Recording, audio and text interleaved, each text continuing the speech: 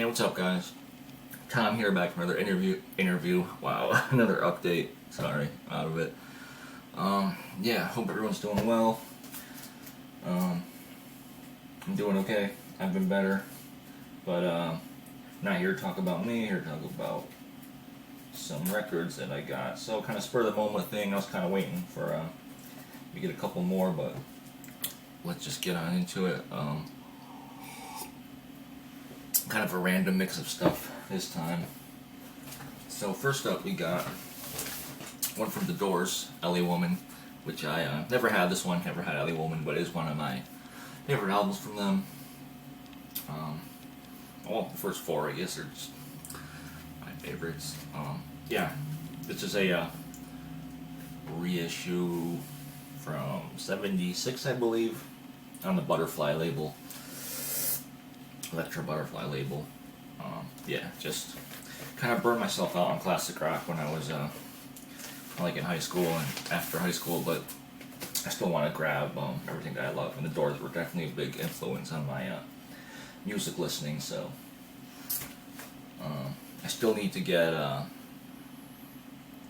Waiting for the Sun, and I believe the self-titled album. I don't think I have that one either yet, so next up, ESP Sampler. Exactly what it is. Pretty cool artwork on this one. Always like the artwork. The thing about this is the tracks are like really short. They're I believe they're like all right about a minute or like even under a minute. So there's like 21 tracks on each side. The grooves are really small, but still really cool.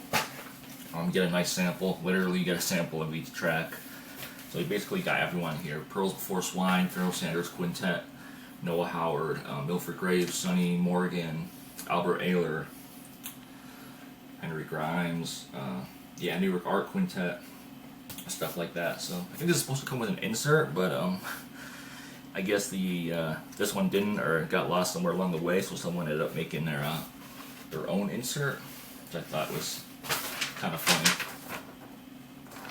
So someone's kind of wrote down all the info. So that's kind of cool. I think I'll keep that with that. Maybe I'll find a regular insert at some point, but until then, I thought that was pretty cool. These usually aren't too expensive, so there was a couple different variations with like different covers and stuff too. So ESP Sampler. Next up, another ESP release, pretty cheap one. Bill Horowitz, Lies, Lies, Lies. Folk release from ESP for $75. Pretty decent album. Not the green label there. Not my favorite release from ESP in terms of their folk output, but still pretty decent. Definitely has stronger tracks. I think this was like $1 or something. The cover was stained. So next up, excuse me, I got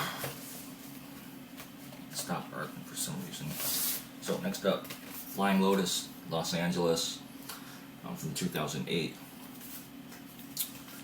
Everyone should know Flying Lotus is electronic, kind of down-tempo, cool music. I don't know how to describe it, it's just great. Never had it on vinyl before, so put it in your sleeves. Yeah, really great stuff. Always been a fan of Flying Lotus. Everything he's put out.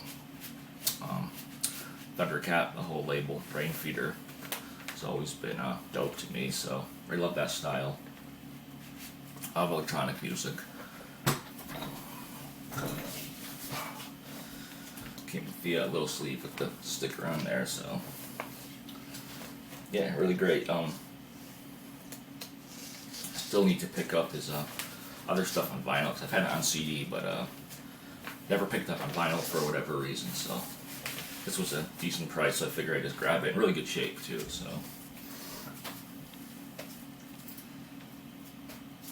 This was a cool find just because it was cheap. Elvin Jones and Richard Davis, Heavy Sounds, from 1967 Impulse release, with Frank Foster on sax and Billy Green on piano. gatefold. This is pretty cool. It's like a more of a post-bop kind of album. This was good, not great, I want to say. I'm still kind of, you need to go back and listen to it again. There are a couple like strong tracks, like for me, Summertime was really dope. Probably my favorite. Ron Girito was pretty good.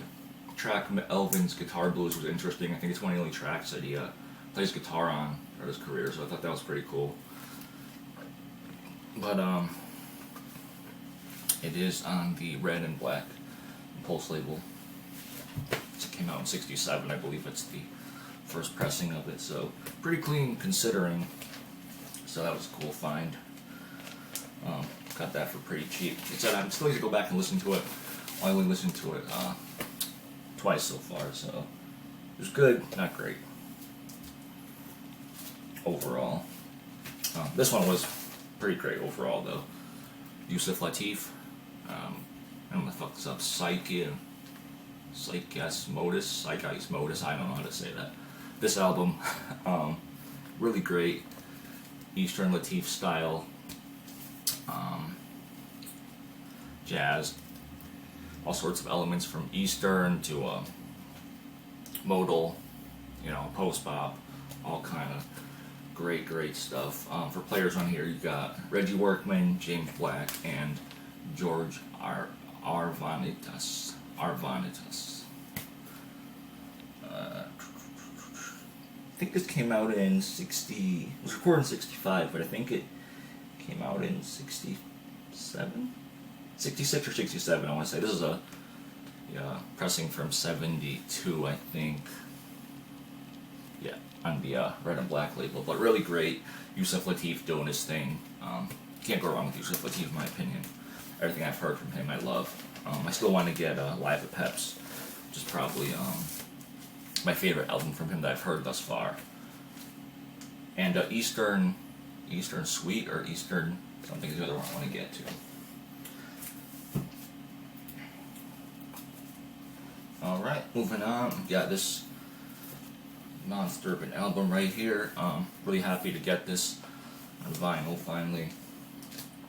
Glad they did it right. I don't know why I put this in the sleeve, and it was going to be a pain in the ass getting it out. They should make better sleeves for these bigger box set type albums. So, Kumasi, Washington, the Epic 3LP box set type joint here. I'm sure everyone's heard all about Kumasi and everything, hype, whatever surrounding him. Although I don't think it's hype, I think it's truly deserved, in my opinion. But if you haven't watched my video on it, go check out where I talk about the show I went to. Really good, and the record is really great. Sounds fine, in my opinion. Nothing's distorted, nothing's really off. I believe they changed the track list a bit from the CD, but I don't have the CD, so I don't know. But I believe they did. But yeah, sounds really good. Yeah. Take these out of here. I'm not going to take all of them out. It's kind of a pain to put back. Actually, no, screw it. I'll take them all out just to show you guys what it comes with here. So 3 sleeves, each with the credits on it. All different colors, so, and each a different picture. Comes with that printed editor sleeve, then inside that comes a black sleeve like this, and then the label are just plain black and white. 180 gram. Like I said, sounds good. No issue with the quality for me. I know people really were worried about that, and I can understand why. I was as well, because it's a lot of music, to put on just 3 records. Next one, Gold. Another picture and all the lineup for those tracks. And then the last one, Red, with Kumasi right there. It does come with a couple of inserts as well. Nice thick box too, actually. I don't know if I said that, but nice really thick box. So the inserts are has an excerpt of Change of the Guard story, or I guess dream that Kumasi had, that he wrote it into a story. Yeah, from the upcoming, I guess it's gonna be a graphic novel, which is pretty cool. And then just credits and stuff like that. So yeah, really great album. I would recommend it. Pick it up. Good deal too.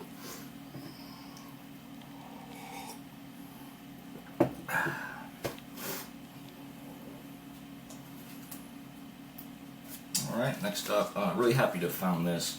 Finally got my first Nimbus West joint. Pan African's People Orchestra, Flight 19, is it? Flight 19 or 17?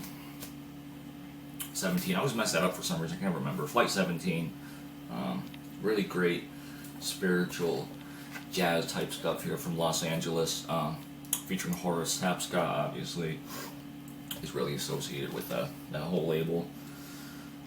This came out in 78, I believe it says 78, so 78, 79. Trying to get all of their stuff, but Linda Hill on piano on here, as well as Everett Brown Jr. on drums. Yeah, can't recommend this one enough. Really great.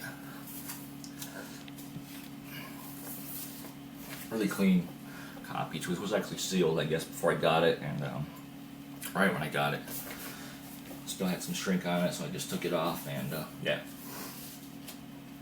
really happy to finally, you know, just grab something from them, because everything on the label I've heard so far is really good. It's just kind of hard to get some of it. Either it's too expensive, or even the label themselves, I know, are selling the releases for a while at a reasonable price, and now they're just asking a lot, like $70 for an album, which a little bit more than I want to pay. So, I mean, I got this for close to that, but even less than that. So, yeah, definitely really happy with that. Though, I want to get more. And the last couple here, we have I guess I could show this real quick. Allman Brothers Band, Brothers and Sisters. Found this for $1 at the flea market. Their store. Really psyched because looked like an OG, but unfortunately it's way too warped to play, so kind of sucks. But I guess I could use it as a, you know, frame it or something, just as a art. This comes with the insert as well, so it's pretty cool. So if someone needs a cover for the original release of that, hit me up. Or if someone happens to have an extra record with no cover, I'll gladly take it, trade you, whatever. So that was cool and disappointing at the same time. Last two here are from Mr. Steve Lacy. Both 80s releases, both on the Hat Hut label, Hat Hut Records. The first one here is called Steve Lacy 7 Prospectus.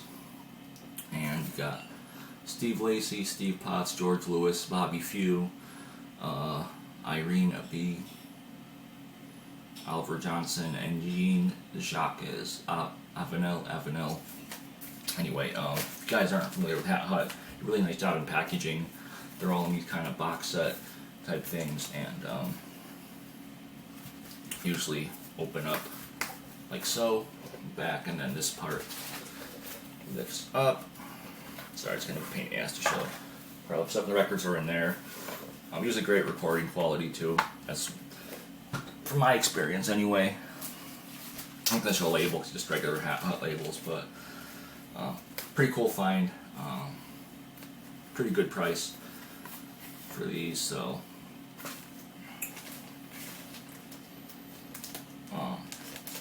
the other one is it's free jazz, basically. If you guys aren't familiar, what kind of music it'd be free jazz.